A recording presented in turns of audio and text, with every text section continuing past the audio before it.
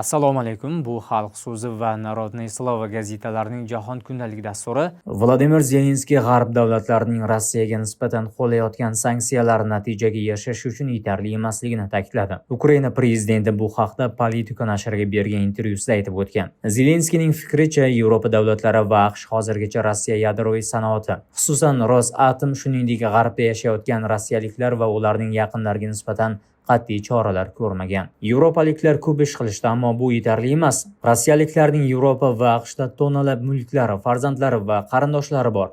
Ular Rossiyaga, uyiga qaytsin, degan Zelenskiy. Shuningdek, Ukraina prezidenti maslahatchisi Mixailo Podolyak Zelenskiyning ushbu bayonotiga aniqlik kiritib, gap sanksiyalar ostiga olingan rossiyaliklarning qarindoshlari haqida ketayotganini qo'shimcha qilgan. Turkmaniston prezidenti Serdar Berdimuhamedov milliy xavfsizlik vaziri general-mayor Nazar Atagariyevni boshlashga o'tishi munosabat bilan lavozimidan ozod qildi. Bu qaror Davlat xavfsizlik kengashi yig'ilishida qabul qilingan haqida TDH axborot agentligi xabar berdi. Milliy xavfsizlik vazirligining yangi rahbari etib general-mayor Davlatgeldi Meridov tayinlangan. Ma'lum qilinishicha, u xalq, vatani va prezidentiga sadoqat bilan xizmat qilishga qasamyod keltirgan. Berdimuhamedov yangi tayinlangan vazirga ishida muvaffaqiyat tilab, vazirlik faoliyatini zamon talablari asosida takomillashtirish yuzasidan qator topshiriqlar bergan. Sobiq vazir Nazar Atagariyevning yangi lavozimi haqida ma'lumot berilmagan. Epstein ishi bo'yicha e'lon qilingan materiallar yangi da'volarni yuzaga chiqardi deb xabar bermoqda Bild nashri.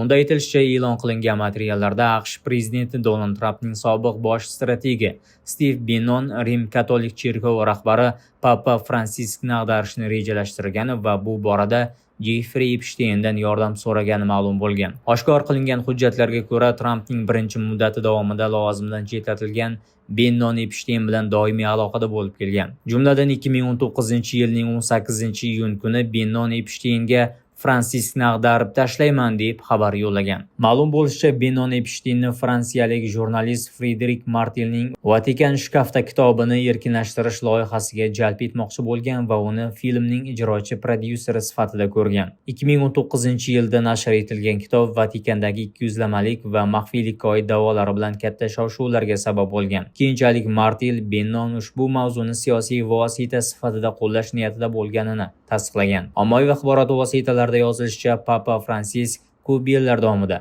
Bannon uchun mafkuraviy raqib bo'lib kelgan. Fransisk millatchilikka qarshi chiqishlari va immigratsiyani qo'llab-quvvatlashi bilan Bannon qarashlariga zid pozitsiyada turgan. AQShning sobiq davlat kotibi Hillary Clinton Myunxendagi xavfsizlik konferensiyasiga nutqida Qo'shma Shtatlar rahbari Donald Trampning Ukrainaga oid pozitsiyasini keskin tanqid qildi. Sobiq davlat kotibi Tramp ma'muriyatining Ukrainani Rossiya prezidenti Vladimir Putin bilan kelishuvga majburlashga urinishini uyatli deb atagan. Men Ukrainani Putin shartlariga rozi bo'lib bitim tuzishga majburlashni sharmandali holat deb hisoblayman, degan Clinton. Yakshanba kuni Isroil tomonidan sodir etilgan qotilliklarda 11 nafar falastinlik o'ldirilgan. Bu 10-oktyabrda AQSh vositachiligida kuchga kirgan sulhning so'nggi buzilishi bo'ldi. Kasalxona manbalarining ma'lum qilishicha, Isroil kuchlari G'azo shimolidagi Jabaliya qochqinlar lageriga ko'chirilgan falastinliklarning chodirlarga hujum qilgan. Shuningdek, Xon Yunusga berilgan zarbalarda yana 5 nafar kishi o'ldirilgan. G'azodagi manbalar Al Jazeera telekanaliga yakshanba kuni Isroil kuchlari Falastin islomiy jihodi qo'mondoni Sami al-Dahdudni o'ldirganini ma'lum qilishdi. Hamas vakili Hazim Qassim Isroilning so'nggi hujumlarini yangi qirg'in va jinoiy eskalatsiya deb qoraladi. Uning so'zlariga ko'ra, hujumlar G'azoda tinchlik o'rnatishi bilan bog'liq barcha sa'y-harakatlarning ma'nosiz ekanligini urg'ulamoqda. G'azo rasmiylarining ma'lumotlariga ko'ra, sulh kuchga kirgandan beri Isroil kamida 601 nafar falastinlikni o'ldirgan va 1607 kishi yaralangan.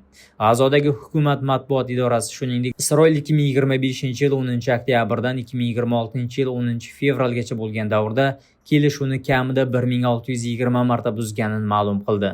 So'nggi hujumlar Tramp yangi tashkil etilgan Tinchlik kengashining birinchi yig'ilishi payshanba kuni Vashingtonda bo'lib o'tishini e'lon qilgandan keyin yuz berdi. Tramp o'zining Truth Social platformasidagi postida a'zolar urushdan vayron bo'lgan G'azoni qayta tiklash uchun $5 milliard ortiq mablag' ajratishga va'da berar ekan, g'azoliklarning tinchligi uchun minglab xalqaro kuchlar joylashtirilishini qo'shimcha qildi. AQSh mamlakatlardan Tinchlik kengashiga qo'shilish uchun $1 milliard to'lash kerakligini so'ragan. Bu esa 5 ta davlat allaqachon bunga va'da bergan bo'lishi mumkinligini anglatadi.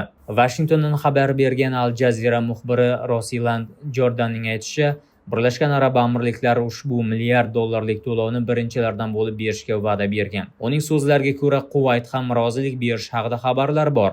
Shuningdek, ommaga ma'lum bo'lmagan yana 3 ta mamlakat ham to'lov badaliga ko'ngan. Tramp kengashning 20 a'zosidan nechtasi yig'ilishda ishtirok etishini aniq ko'rsatmagan.